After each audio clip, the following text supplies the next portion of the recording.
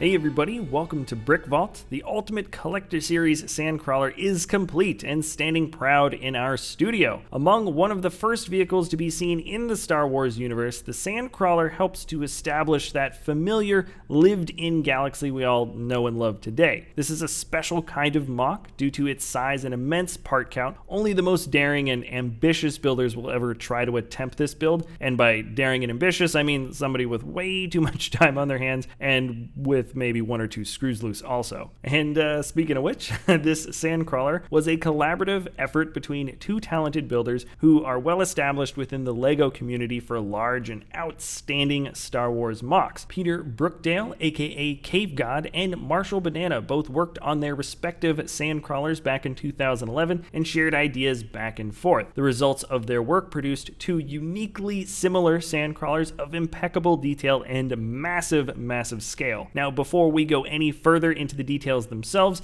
if you would like to buy these instructions, they are available at our web store, www.brickvault.toys. There you can find the PDF step-by-step instructions for this massive behemoth, as well as the parts list for quick and easy ordering online. The sales from the web store help support us here at the channel and also helps fund the designers who make these incredible models. All right, let's get back into the details now. Coming in at 37 inches long, 9.5 inches wide, and 18.5 inches tall, respectively in centimeters. That's 94 by 24 by 47. This minifig scale Sandcrawler is among the largest of any single builds we have in the whole studio. The ships you're seeing flashing by the screen are all built to the same scale, which means that's how big each of the Star Wars vehicles compares to the Sandcrawler within universe. So when it comes to the UCS Millennium Falcon, you can see the lengths are comparable, while the Falcon is a bit wider, but would probably take three stacked together on top of each other to hit the same height. When it comes to comparing the AT-AT Walker, it has it beat on height for sure,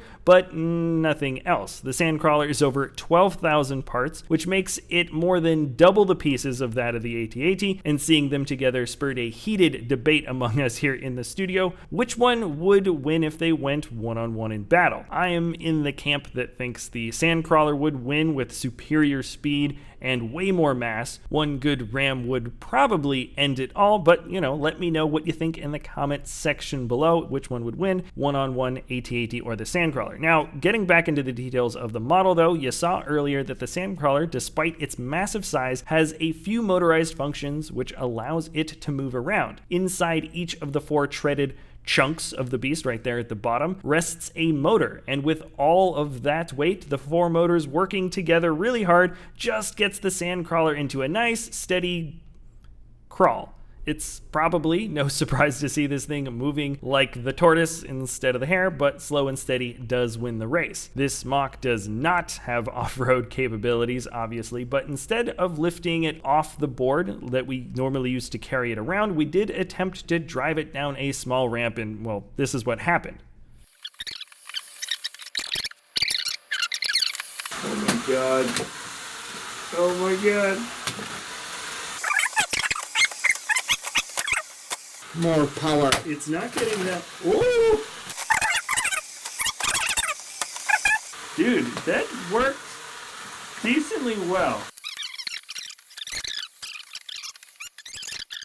At the end, it was successful-ish. The Sandcrawler did drive completely off, though the bending and bowing of the model was a bit too much for us to want to repeat without at least extending the length of the ramp. The Sandcrawler also has the ability to open in the front, revealing a well-fleshed-out interior. The Jawas can set up shop and bring out their second-hand droids to sell, and the ramp has a detailed walkway lined with grill pieces. Towards the back, you can see a secondary entrance with detailing and greebling on either side, and my favorite part from the front interior is that the two pistons on either side that work great as a bit of visual detailing also function as the same pistons that lift and lower the ramp. Just like all the other Star Wars mocks we love to feature here, the Sandcrawler build matches accurately with that of what you see from the incredible cross sections. In the future updates, we definitely want to be able to add a crane claw and maybe some LED lights too to really make it pop. As for the last interactive feature of the model, you can take off the top panel in the front to reveal the cockpit, and this bit of building here is one of my personal favorite aspects of the entire mock, because the design took into account all of the dead space between the outer walls and filled in every nook and cranny with as much detailing and greebling as possible. This isn't my favorite section just because we found a hidden bit of extra attention though. The completed interior here is the conscious effort of the designer to not break that fourth wall, so to speak. The suspension of disbelief that makes you think this is still just a miniaturized Sandcrawler is held onto by covering the open spaces with intricate mechanical details that otherwise might show just some structural connection points of the Lego model on the inside. Now, if we really just want to be suckers for fine detailing though and greebling galore, the back of the Sandcrawler is where you want to be. The major defining feature here are the two giant power generators that run a good portion of the total length of the back and pop out on the top with a clever little bit of building using two wagon wheels. As you look up and down these columns, the depth really pops out. These aren't just a bit of slope pieces built onto a flat surface with just a bit of greebling kind of built into what might be some plate detailing, but instead these are well-defined three-dimensional shapes that carve out their own space in the model. As you look closer into the mechanized exterior, more fun parts start to appear here and there, like whips, crossbows, and barrels. There is something wholly unique about seeing technical detailing though come in the base color of brown.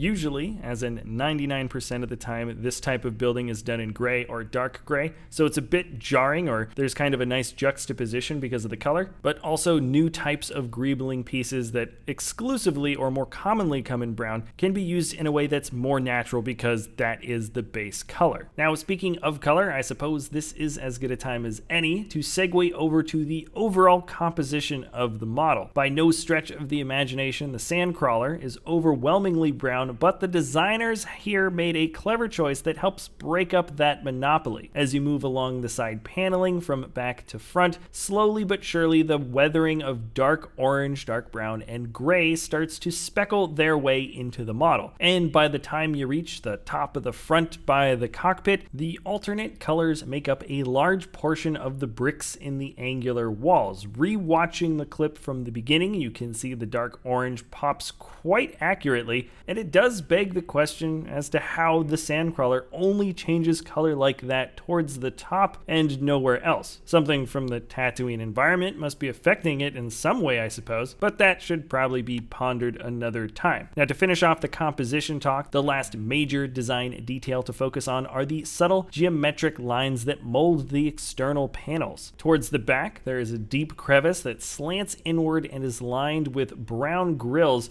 to indicate open vents. It's a great looking detail. From a side view, even some of the flat surfaces have opposing slope bricks that help cut more lines of definition. And as we reach the nose, the walls that first cut inwards and then back out again fit so well, it feels almost lucky that the default angles of the slope bricks happen to accurately match with the original vehicle. No matter where you look, there are harsh, slanting, angular walls that ultimately define the shape of the Sandcrawler, and the build is speckled with even smaller points of greebling that make it feel that much more alive. In terms of individual part count, I think this is the largest build that we have in our studio to date, and due to the immense amount of time, effort, and energy that went into the design and building of this model, I hold it in the absolute highest esteem. It really does look excellent standing in our studio. Now, we do sell the instructions once again at our web store, www.brickvault.toys, and if you've made it this far in the video, thanks so much for watching. If you enjoy our content, you can always like or subscribe, and we will see you next time at BrickVault.